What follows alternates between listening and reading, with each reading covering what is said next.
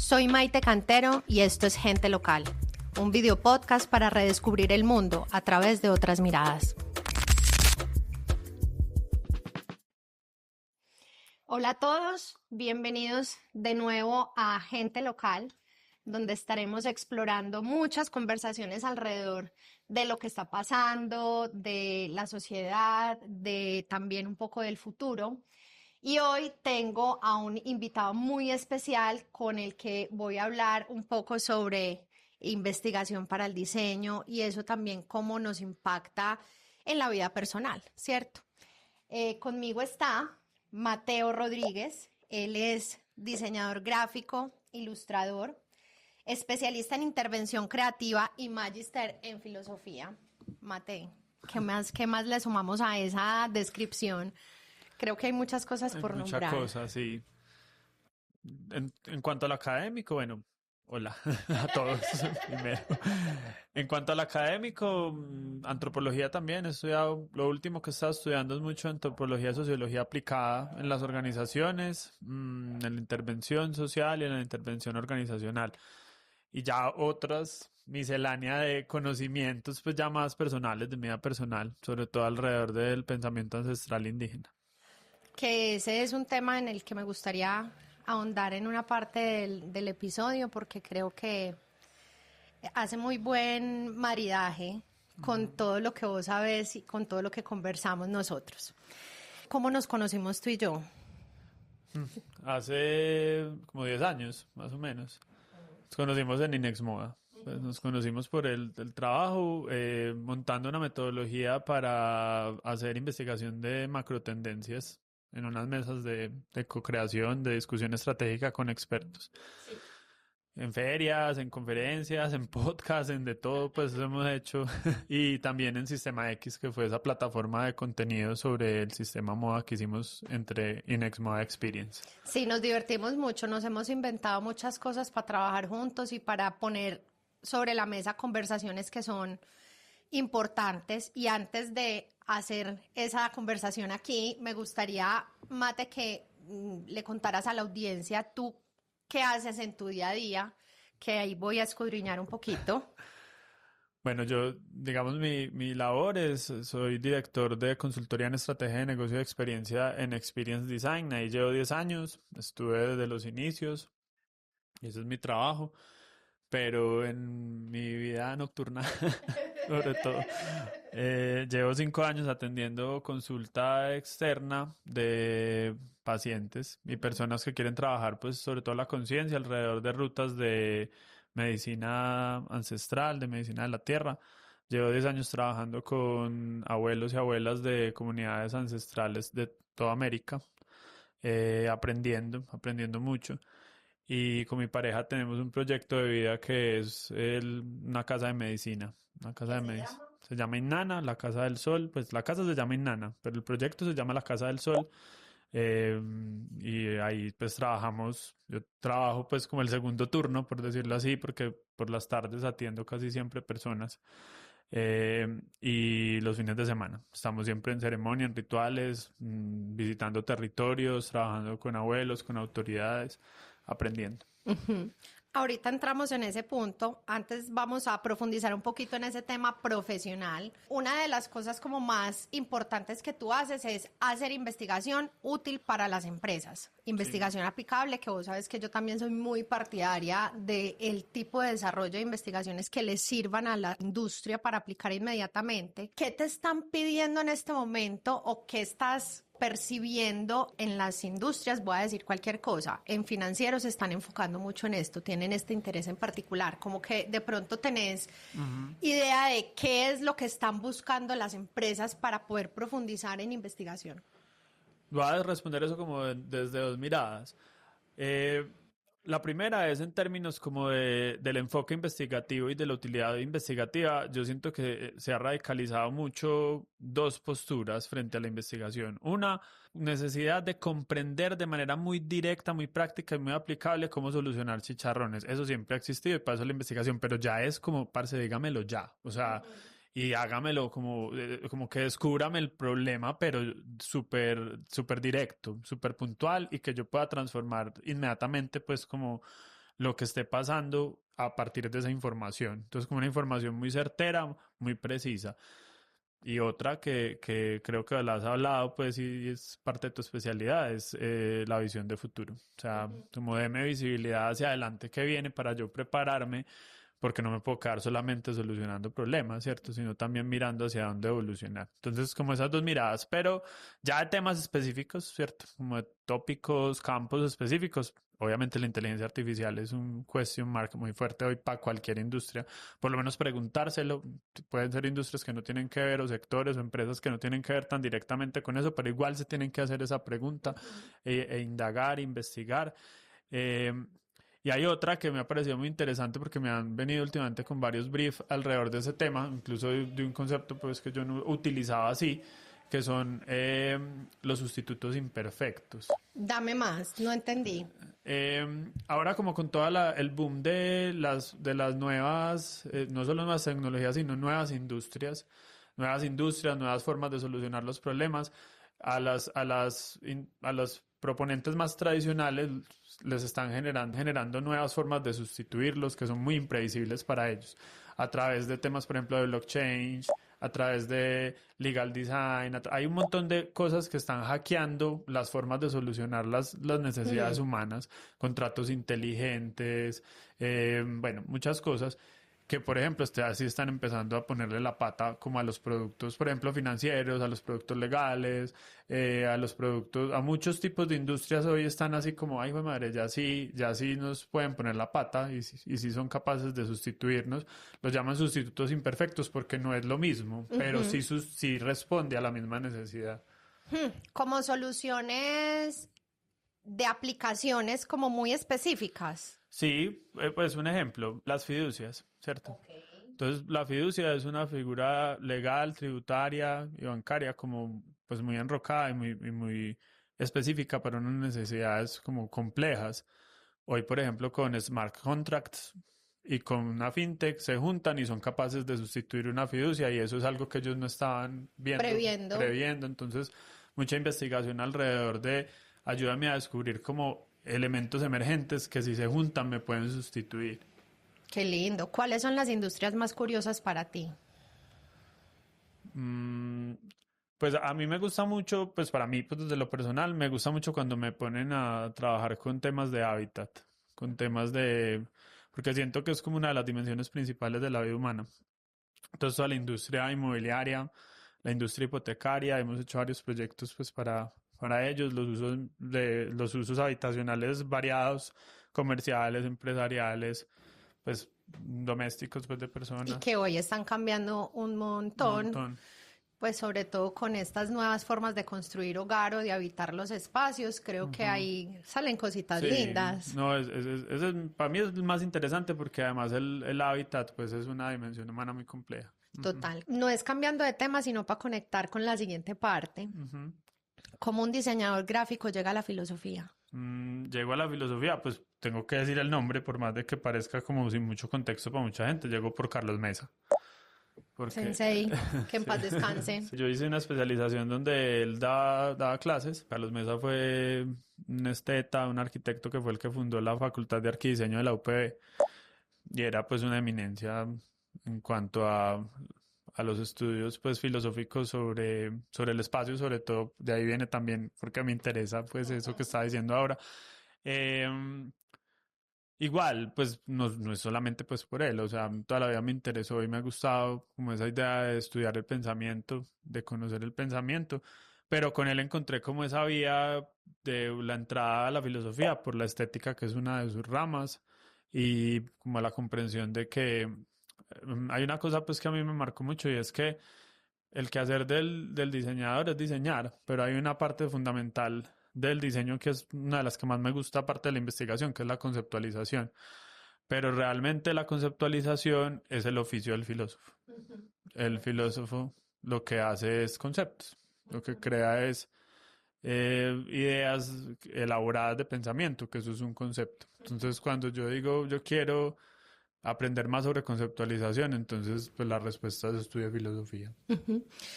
Te puedo contar una historia que me dejó ofendida durante muchos años de mi vida.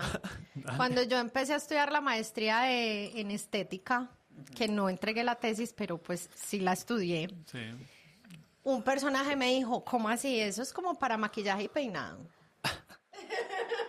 sí, claro. Hay una Esteticismo. como concepción súper errada de la palabra estética que conlleva mucho a ese diálogo filosófico alrededor de las ideas y la representación de las ideas Claro. también.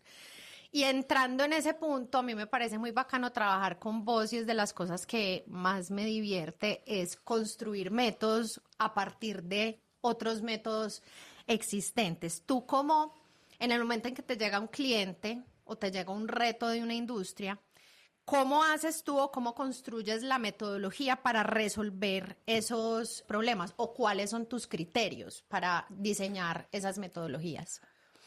A ver, es innegable que uno tiene una batería metodológica, pues que cada vez puede ser más. Nosotros en Experience, por ejemplo, pues que las hemos construido conmigo, con Kat, tenemos 35 métodos investigativos, ya muy probados, pero igual todo el tiempo estamos estudiando nuevos y emergentes. Eso se hace igual, siempre es casi que a la medida, ¿cierto? O sea, si De hay como acuerdo. unos ingredientes, pero la receta es acorde al problema, a Al la reto, al dimensión, presupuesto. exacto, a la dimensión. Hay muchas variables que, digamos, como que ecualizan o que dimensionan al final una investigación, un reto de investigación, la cantidad de públicos o de grupos humanos incluidos, la cantidad de territorios que abarca la solución, la cantidad de variables que tenga ese producto, lo que Mm, haya que comprender. No solamente eso, sino hay productos, pues, y más ahora que los productos son intangibles, pues los servicios realmente, que es lo que nosotros investigamos, esos son unos ecosistemas, ¿cierto? Entonces, ¿cuántos puntos del ecosistema tú quieres mirar?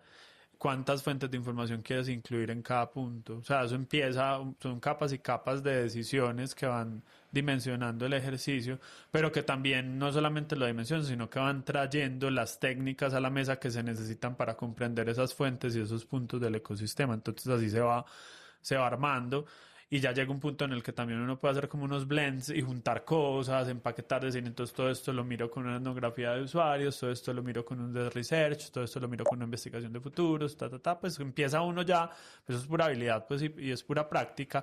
Yo creo que eso es lo frustrante de las clases de metodología de investigación en la universidad, que uno nunca entiende nada y le parece la más aburridora del mundo, porque es que eso es haciendo. Uno aprende, es combinando, pero a veces creo que muchos grupos son muy puristas Ah, sí. pues como para presentar ese tipo de metodologías. A mí me gusta más y me parece más sensato Ajá. combinar según el cliente y obviamente pues hay un montón de variables alrededor que, porque muchos clientes y a mí pues también que me ha tocado cuando me llegan proyectos pues de investigación como que querés esto, pero esto y esto y esto y cada capa va sumando en tiempo, va sumando en recursos, va Ujú, sumando en profundidad y una de las cosas que me acuerdo que hace muchos años yo hice un curso con ustedes que se llama Investigación para el Diseño, donde Carlos Mesa era profe ujú. y ahí se hablaba mucho de la importancia de triangular información, o sea, no te quedes con una única metodología, sino que por el contrario, vos cómo podés combinar para resolver hasta problemas de forma mucho más precisa, creería yo. Ahí yo creo que ese ha sido como el resurgimiento, así el boom de la investigación de nuevo en la empresa. Pues siempre han existido esos presupuestos como para investigación y desarrollo y no sé qué, pero No como en pa- todas las no en industrias. todas, pero digamos que no es tampoco que estuviera pues rechazado o relegada, pero yo siento que en este momento se ha vuelto muy relevante, pues un ejercicio muy común a muchas áreas, a muchos tipos de hacer. Y yo creo que en parte es eso, es entender que es una investigación completamente diferente a la académica. O sea, no tiene esa ¿Qué diferencias pretensión. encontrás? Lo que estás diciendo, o sea, la principal, y es que pues la academia normalmente, así no sea un ámbito completamente científico, moderno, tiene esa pretensión, ¿cierto? Como de la verdad, de la asepsia, de la rigurosidad, ya pues como que en la empresa encontraron que eso no tiene que ser así porque es que eso es costosísimo, larguísimo, engorrosísimo. No, venga, vamos es a trabajar e incluso se ha generado mucho esa idea de la investigación generativa, es decir, la investigación como un punto de inspiración más que cualquier cosa. Eso no es ni para comprobar nada, ¿cierto? Ni para encontrar una verdad por allá escondida en los confines del universo, no sé qué importa, vamos es a estimular, ¿cierto? Como a los equipos interdisciplinarios que ya ellos en sí mismos saben mucho, o sea, el saber ahí está, el saber está, eso no es el problema, es como lo organizo como unos insumos para la co-creación, como unos insumos inspiradores que me permiten empezar a tomar unas decisiones. Entonces ahí hay un cambio completamente de visión sobre la utilidad de la investigación.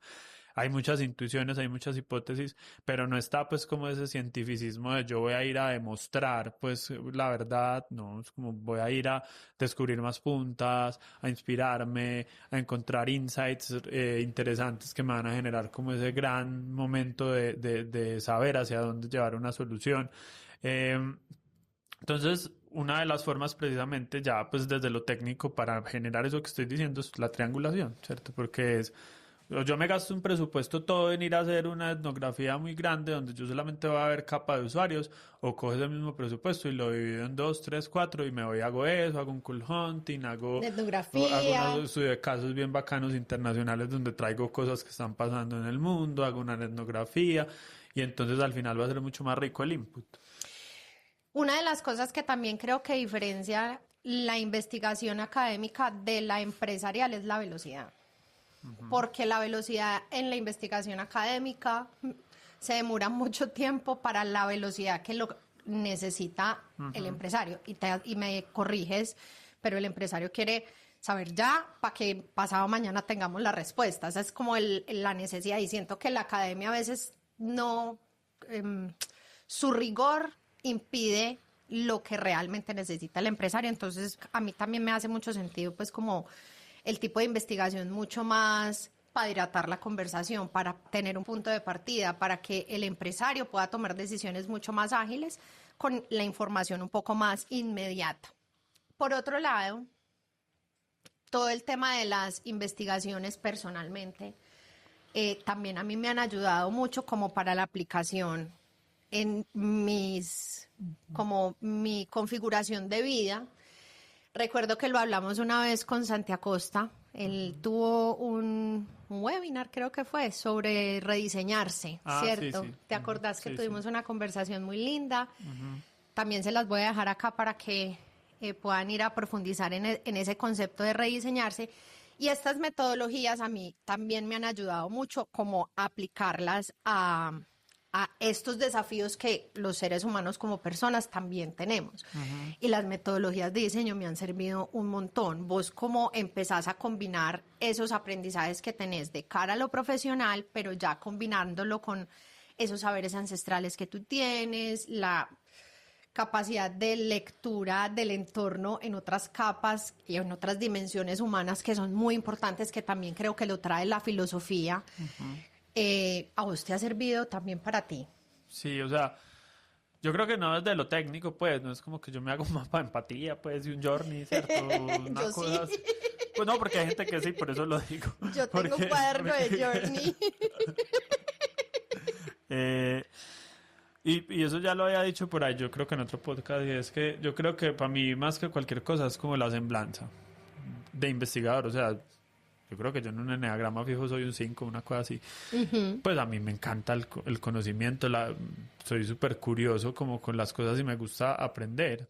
Entonces, más que las herramientas de investigación para el diseño per se, es más como esa estructura de la conciencia que está como en el aprendiz siempre, que está en ser capaz como de entender lo que hay ahí como información, de ver la información y mirar, pues y obtener como las vías para que eso se convierta en conocimiento, porque no es lo mismo la información que el conocimiento. Ahí hay como una dinámica, una lúdica con la información, que yo creo que es la que da a investigar tanto profesionalmente, es que hay como una didáctica de la información, o sea, la información se convierte en un material de trabajo muy rico, donde uno es capaz de armar con ella y donde uno ahí la apropia, ahí la toma, ahí la combina también y la asocia con un montón de otras cosas. Entonces yo creo que para mí más es como esa actitud frente a la vida, frente a los temas que me gustan. Por ejemplo, a mí me pasa mucho eso. A mí la gente me dice, pues como vos tenés demasiada memoria. Como que vos te acordás de demasiadas cosas, incluso de temas pues disciplinares, no solamente como la memoria anecdótica, sino de temas, de cosas, de informaciones. Pero yo les decía en estos días, les explicaba, yo no es que me siente a aprenderme textualmente las cosas, que es artera, es que las entiendo, ¿cierto? Y las entiendo precisamente porque hay una postura de investigador frente a esa información que se me presenta como en el campo de la percepción, que puede ser en una conversación, leyendo un libro, viendo una película, visitando un territorio, ahí hay información, pues, Que puede ser útil ajá, en es una cualquier fuente, momento. sí, Yo ujú, también soy, pues trato como de percibir el mundo como esta información me servirá para más adelante. Puede ser basura o no en, ujú, en cualquier momento, pero parte, por ejemplo, del ejercicio que a mí me ha enseñado el autoconocimiento es precisamente como yo soy una persona que me hago cuanta terapia existe, todas ujú, las lecturas posibles, porque me gusta tener diferentes perspectivas y diferentes formas de entender para ver si por alguna me cala distinto o soy capaz de cambiar un pensamiento en mi mente a través de una conversación o del calendario maya o de la astrología o del tarot o de la angelología. Como que a mí me gusta utilizar las terapias como herramientas metodológicas ujú, y he llegado a aplicar esas metodologías en el ámbito profesional, claro, ¿cierto? Porque ujú. creo que es importante entender la dimensión humana en el momento de entregarle información a un cliente. Me gustaría que profundizáramos porque para ti el tema, por ejemplo, de lo ancestral, de las culturas, es tan importante. Me gustaría que les contaras un poquito de qué va. Ujú. Pues digamos lo ancestral para mí es importante por una pregunta personal. Precisamente yo me fui a estudiar filosofía a España, a la Universidad de Navarra. Yo hice allá una maestría en filosofía y me ofrecieron quedarme a hacer un doctorado. Me becaron para hacer un doctorado 7 años, con todos los gastos pagos. ¿Por qué no Mm, te quedaste? yo no sé. Pues no, yo ya sí sé, pero en ese momento yo no sabía. Fue una cosa tan rara porque pues Navarra es una ciudad en el norte de España donde no pasa nada. Yo me acuerdo que yo decía eso cuando yo iba allá. Allá no crece ni la manga, parce. O sea, es una cosa, ni no sé a qué hora la cortan, allá no pasa nada. Ay, no, qué difícil. Eso es horrible. Entonces, yo decía, yo me voy a quedar 7 años acá, estudiando No. filosofía. Em, yo no sé si eso es lo que yo quiero para mi vida. Pues ya era una decisión además de vida por el momento de vida en el que yo estaba. Yo tenía como 25 años. Yo me quedaba ya 7 y ya me tocaba quedarme allá. O sea, unos 7 años vuelve aquí al mercado laboral y hola, ¿quién sos? Pues como que completamente desconectado. Pero más allá de eso, a mí había una pregunta que era una pregunta muy difícil de resolver dentro de la misma filosofía que estaba estudiando allá, que era la que más me movía y era una pregunta por el pensamiento de la Tierra. Yo decía, bueno, esto está muy bacano, me encanta la filosofía griega, me encantan los alemanes, los franceses, bueno, normal, pues como cualquier filósofo. Pero yo decía, ¿y qué piensa la tierra en donde yo nací? Qué Eh, linda pregunta. y entonces, claro, allá me tiraban por ahí gente, pues autores que supuestamente lo que piensa esta tierra desde la filosofía es el decolonialismo. Yo decía, pero eso es como lo que piensan después de la colonia, pero ¿qué piensa esta tierra? O sea, eso es como si entonces el único pensamiento que tuviera esta tierra es una reacción a un evento puntual en la historia, que además eso fue ayer, pues, o sea, eso no fue hace tanto.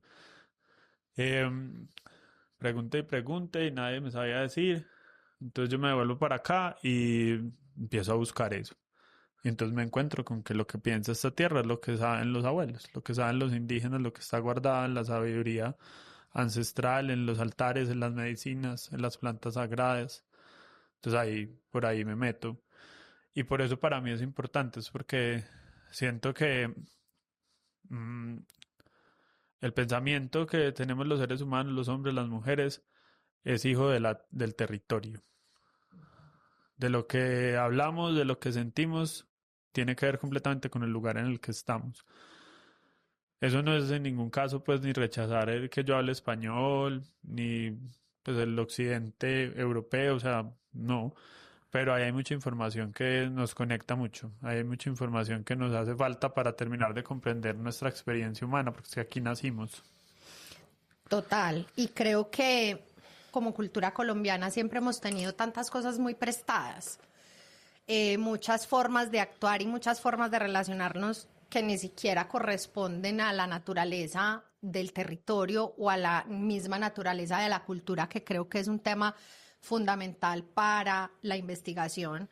A mí me parece increíble y lo aprendí con vos y vos me has enseñado un montón alrededor de esos aprendizajes y también los elementos que se vuelven importantes para el ser humano, como el ritual, qué tipos de rituales estamos haciendo, los hábitos que tenemos en la construcción de la misma cultura y se nos ha como sobreescrito unas reglas no propias y me parece muy lindo como esa labor que tú haces. Me gustaría profundizar mucho más como en lo que hacen ustedes en Casa del Sol para que les contés un poco a la Claro. audiencia. Nosotros nos hemos pues convertido como primero en unos caminantes nosotros mismos, pues es una pregunta personal, una pregunta de sanación, de crecimiento personal, pero se ha vuelto un centro muy bonito, una familia, donde hemos empezado a encontrarnos con abuelos de diferentes comunidades. Eso ya está pasando, eso está pasando en muchas partes, no, yo no estoy hablando pues como ni que seamos exclusivos, ni que seamos los únicos. Eso es un proyecto de humanidad que lleva más o menos unos 25 años, que precisamente fue en el tiempo en el que se levantó todo el conocimiento muisca. O sea, a nosotros nos tocó que leyéramos el Yurupari en el colegio, y no hay qué, que nos contaran de Bochica, de Bachué, de Chía. Eso hace 30 años no existía. O sea, pues no existía en el sentido de que esa información estaba completamente perdida, estaba sepultada. Los indígenas llevan, los abuelos, los indígenas, no los de las mingas de políticas y esas cosas, no, los indígenas de verdad, por decir de alguna manera, llevan unos 30 años rehermanándose. Ellos, esa idea que tenemos del indígena xenófobo, del indígena aguerrido, es precisamente lo que se construyó para poder lograr la conquista europea, porque el Abya Yala era solo un estado de gobierno que estaba gobernado por Tupac Amaru desde Machu Picchu. O sea, esto era una sola legión, el único continente que tiene tierra en los dos polos. Es la columna vertebral, el Kundalini de la Tierra. Em, entonces ellos llevan muchos años rehermanándose, revinculándose, sobre todo también porque a partir del conflicto armado, de pues la globalización, las descendencias empezaron a querer irse para la ciudad, también pues los desplazamientos, la violencia los ha aporreado mucho, entonces empieza un proyecto de humanidad, que todo el conocimiento indígena, sobre todo de las plantas, de las medicinas, no se pierda. Y ahí entra el mestizo pues como una posible solución. Eso fue algo teso, pues algo duro, porque ellos tenían mucha resistencia como en abrir eso, pero se dan cuenta que hay gente pues de buen corazón que lo que quiere es aprender y ayudar. Entonces ahí aparece un hermanamiento también con los mestizos. Y ahí pues eso es lo que nosotros estamos haciendo, aprendiendo de los abuelos que quieren entregar, que quieren compartir, que quieren que sus culturas no se pierdan, pero también desde la integración. O sea, hay casas que son exclusivas de un tipo de medicina. Nosotros somos una casa de artes y de medicinas porque con mucho respeto, con mucho orden, no es eclecticismo, no es el sancocho, pues, sino con mucho orden ir recibiendo diferentes medicinas que nos permiten, pues, como entrar en conciencia, recordar, conocer, caminar. Y también ahí hay otra mediación muy bonita y es con la gente de la ciudad, poderlos llevar allá, ¿cierto? Poder conectarlos con esa información que todos en este momento muchos están buscando, pero que sigue siendo una cosa que para muchos está muy lejos, no saben dónde es, que además pues como todo, que se ha manoseado, pues tiene su mercantilismo, tiene sus malos manejos, entonces que también puede ser pues como muy, muy peligroso. Estamos hablando de plantas de poder, no estamos hablando pues de cualquier cosa. Entonces también poder llevar como esas personas que necesitan la medicina a, a que se conecten con esas fuentes originales de esas medicinas. Eh, Eso es un poco como lo que hacemos, o sea, nosotros aprender, nosotros disponer, también apoyar a las comunidades, pero lo otro es conectar eso con las personas de la ciudad que están buscando ese conocimiento, esa medicina. Yo me quiero volver brujita por ese lado, quisiera aprender tanto y tengo muchas amigas que me ayudan con las plantas, que me ayudan a aprender un montón de cosas, pero todavía me falta pues como un montón de información, pero me parece súper bello que se creen este tipo de espacios, sobre todo porque la conversación y la transferencia de conocimiento a través del diálogo, a través de la experimentación, a través del acompañamiento amoroso, es algo que se ha perdido mucho y que también se ha perdido mucho hasta en la universidad, en los Sí, en colegios, como todas que partes. está muy deshumanizada el aprendizaje y hay una reticencia en las nuevas generaciones por aprender, porque nos enseñaron, considero yo, muy mal. Ajá. Obligado que investigar y profundizar y autoconocerse es maluco, difícil, tortuoso, doloroso, lo es, pero creo que parte de ese tipo de acompañamientos que ustedes hacen también como que lo llevan a uno como a hacerse responsable por uno mismo. Ajá. Y creo que eso es como lo más bonito que te puede dejar el autodescubrimiento y también diseñarse o autodiseñar esas versiones que uno quiere ser. Entonces me parece muy bello. Mate, con esta densidad de combinaciones que tú tienes de tu trabajo, de tus curiosidades personales, también sé que a veces recurres a otras cosas que como que te alivianen un poquito, que te tiene en este momento obsesionado. ¿Qué información? Ahora, como estamos construyendo Inana es la casa de medicinas, estoy muy metido estudiando el pueblo Muisca. Porque nosotros estamos ubicados en el Piedecuesta del Capiro, que es un territorio ahí entre La Ceja y el Carmen de Viboral. Y ahí la comunidad ancestral que había antes, que eran gobernados por el cacique Quirama, por eso esa zona también se llama Quirama, eran los Tabamíes, que los Tabamíes son descendientes de los Muiscas. Estoy obsesionado. O sea, Pero quiero ya saber. tengo hay unos libros para que los pongas ahí, si los puedes buscar, Sí, de una editorial que se llama Viento Ediciones. Estos manes pues eran una cosa loca porque uno dice indígena y uno se imagina pues la Pachamama, ¿cierto? Como la tierra, el jaguar, el río, la mata. Y bueno, también tenían todo eso. Pero estos manes eran unos extraterrestres. en serio. O sea, las malocas muiscas son naves espaciales y tienen todo unas terapias, unos procedimientos, unas danzas, unas ceremonias para entrar en vuelo mágico y para viajar en el tiempo y en el espacio directamente. Y no es del cuento, eso es verdad. Jesús. Eh, entonces me tienen impresionado. O sea, toda esa medicina del sol y de la luna, pura medicina astral, pura medicina galáctica.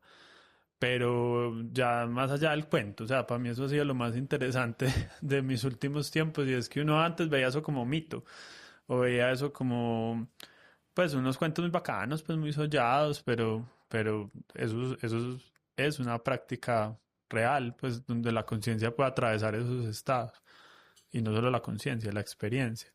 Entonces estoy estudiando mucho de ellos porque toda la maloca por dentro, la maloca es una pirámide de 20 lados. La vamos a grabar con todas esas inscripciones. Eso va a ser una nave espacial allá para viajar. ¿Has viajado en esas experiencias y qué te has encontrado? Ah, no, pues nos toca hacer una serie. Pero ¿qué te has Solamente encontrado como que te haya impactado mucho, que vos dijeras, cambió 180 grados mi percepción sobre esto? voy a contar una chiquita. Sí, he viajado mucho pues y con muchos rituales. Yo he estado con autoridades de muchos tipos de ceremonias. Pues una de las que más me gusta a mí es el yagé, es la que más practico. Mambe y Ambil, que es coca y tabaco. Y nipis y temazcales, que son estos saunas pues Y de nipis, inipis. ¿qué es eso? El inipi y el temazcal es como un sauna que Ah, se ya, el hace... temazcal sí, Es son lo como lo mismo, mismo, sí. ya. Entonces, ahí también uno a través del calor del vapor que eso se genera, uno entra en estados alterados de conciencia. Bueno, muchas cosas. Peyote, pues. Una vez estábamos en el mar, estábamos en Isla Múcura, acá de Ustar, que eso es una islita pues a 2 horas de la tierra en lancha. Y estábamos con un abuelo haciendo una ceremonia de yagé. Yo me acuerdo que yo puse una colchonetica ahí afuera como una manguita. Y yo me acosté. Yo me tomé el yagé, yo dije, "Ve, esto como que no me cogió, pero me acosté Ujú. en una colchoneta. Me voy a mirar para el techo, pues para el cielo, para el techo. Y bueno, como que en un momento yo dije, como que ay, me va a parar. Entonces resulta que yo pues puse las manos como al lado de la colchoneta para pararme, pero resulta que puse las manos y empecé a escuchar la vibración de la tierra con las palmas de la mano, o sea, no con los oídos, sino con las palmas de las manos. Escuchaba las danzas de los negros porque hay una comunidad, ahí queda al lado del islote que es el lugar más poblado de Colombia. Escuchaba como los pies tocaban el tambor de la tierra y como la danza, por ejemplo, era una vibración, pues como un tocar a la tierra Con un ritmo con un ritmo específico. que despertaba la energía de la tierra y que era como un diálogo entre el cuerpo y la tierra, una reverberación así de energía. Y escuchaba todo, o sea, escuchaba, yo podía viajar a través de ese sonido donde quisiera, entonces iba a la India y escuchaba el ritmo de la India, cómo tocaba la tierra y cómo generaba una frecuencia, un éxtasis ahí de energía entre la tierra y el cuerpo. Bueno, una cosa impresionante. Entonces ahí estuve viajando toda la noche, ya pues, ya me cogió, eh, sí me cogió eh, alrededor del ritmo, alrededor de la tierra como un gran tambor de nuestra relación como rítmica del cuerpo y la tierra, caminar, correr, o sea, eso como lo que es una relación con el territorio, o sea, la danza y el territorio como un ritual de energía, así de intercambio de energía, muy bonito. Ay, tan tesos todos estos temas. A mí pues es que me vuelan la cabeza. Me considero muy externa, pero por eso quería tener esta conversación, porque creo que ya si bien esto es como un sneak peek de Ujú, lo que uno podría hablar contigo, de lo que uno podría aprender en este tipo de espacios y también esto, cómo afecta la información de lo que uno le recomienda a las empresas, volviendo como a conectarlo con esa primera fase. Creo que es una dimensión que pocos han explorado, como ujú, esa conexión con tener información, con la descolonización del pensamiento y con ujú. la autorreflexión para llevarlo también al ecosistema empresarial, ¿cierto? Siento muchas veces que el ecosistema en el que estamos inmersos se ha puesto mucho las gafas alrededor de esa humanidad. Ujú. No, yo creo que se va despertando también. O sea, yo siento que eso está tejiendo ahí unos diálogos también y una pregunta por lo humano, pues, que sino que es que el humano es muy amplio. Ese es el problema, porque uno dice, "Ah, por lo humano, ¿no? Pues sí, todas las empresas llevan hablando de empatía como 15 años, pero, pero eso es pues como un pedacito de la humanidad. O sea, pues, y porque ahora entendemos una cosa por empatía, pero al principio empatía era lo mínimo, era tratar bien al otro, era más simpatía que cualquier cosa, pues como que la cordialidad. Eso era la empatía 1.0, pues de la que habló la empresa. Ahora, 15 años después, saben otras cositas. Para ir cerrando, voy a decirle unas cosas que he estado pensando. Ahí estaba leyendo a Michel Onfray, no sé si lo han leído, se lo recomiendo, que sacó un libro por ahí que se llama Anima y propone una cosa, la propone como un poquito de refilón, pero yo se la cogí. Yo se pone a leer a Nietzsche y entonces está hablando del alma y de cómo estos asuntos de la inteligencia artificial están interpelando la idea de ser humano, la idea de alma, la idea incluso como que ese asunto virtual de la digitalidad se parece al alma del hombre. por allá propone una cosa que me encantó y es la muerte del hombre. Así como en su momento matamos a Dios, ¿cierto? Pues que es lo que propone Nietzsche. Él dice, lo que está pasando en este momento es la muerte del hombre. La muerte del hombre no es que nos vayamos a morir, pues también, pero es la muerte de la idea del hombre. O sea, que el hombre, la humanidad, ¿cierto? También es un concepto que nosotros mismos hemos creado. Es un deber ser, son unos estándares, son unas ideas que precisamente hoy, por ejemplo, a puertas de todo esto de la inteligencia artificial, uno dice, ay, que sacar el mundo, que qué va a pasar, que el trabajo, que no sé qué, que esto y lo otro, realmente la oportunidad que tenemos es de matar esa idea del hombre que hemos construido, que tanto nos pesa, que además no hemos podido asumir. Claro, las empresas menos, pero las personas tampoco. Pues, o sea, Todavía eh, creemos un poquito que somos, pues, y no sé si te refieres a esto, pero todavía seguimos pensando que lo humano es superior. pues que el humano es como el El máximo máximo grado, de, el exacto, máximo que hay un grado, escalafón sí, y o que el sea, que humano lo está humano arriba. es como lo máximo, ¿cierto? Entonces hablamos de diseño central humano, hablamos de humanización, hablamos de no sé qué, bueno, pero si usted va y mira de dónde viene la idea del humano es una idea, además muy reciente, es una idea de finales del siglo pasado. Pues no, del siglo antepasado, perdón, ahí arranca. Uno de los libros, por ejemplo, donde más eso se expone es un libro de Hannah Arendt, que se llama La condición humana. Entonces yo digo, la Ese es condición, muy sí, famoso. claro, pero la condición humana. O sea, es un asunto que igual así nos parezca tan magnánime, es condicionante, es condicionado. Yo creo que estamos listos para pensar en otra cosa. Porque por más de que eso tiene un doble filo muy grande, y es, bueno, sí, es como lo más amplio, lo más grande, lo más inalcanzable, eh, pero a la vez nos trae un límite, un doble límite, y es también lo más limitado, lo más azaroso, lo más triste, ¿cierto? Y yo creo que ante, por ejemplo, todo este asunto de los estados alterados de conciencia de los que estamos hablando, eso se diluye. O sea, esa no es la pregunta, ese no es el concepto. Eso no es lo importante. Ajá. Qué lindo. Ay, como no tomarnos tan en serio, no somos el centro del universo, también nos ayuda un poquito como a percibir que es como lo que vos decías con los ritmos, la forma de relacionarnos, hay que entenderla distinta siempre y cuando haya una co-creación o del territorio o del mensaje o del desarrollo empresarial, etcétera, etcétera. Creo que tiene que ver mucho con Ujú. eso. Mate, pasaste bueno. Sí, me encantó. Muchas gracias por estar acá. Siempre conversamos de cosas muy ricas. Probablemente nos falten muchos temas de los que hemos hablado y que sean importantes. Esperamos que a ustedes les guste. Porfa, dejen en comentarios las preguntas que tienen para Mateo.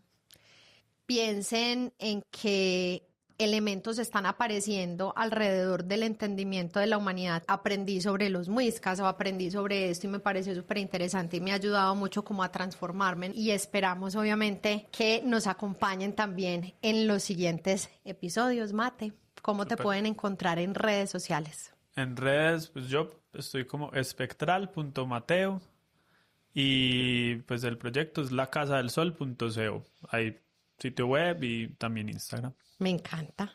Así que todos a seguirlos, compartan este video, déjennos comentarios y nos vemos en el siguiente. Chao. Chao.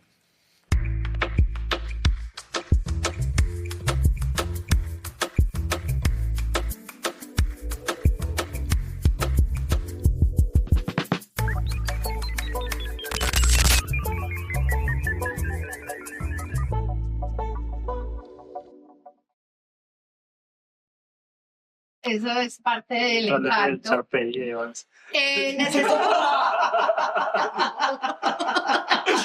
Amo.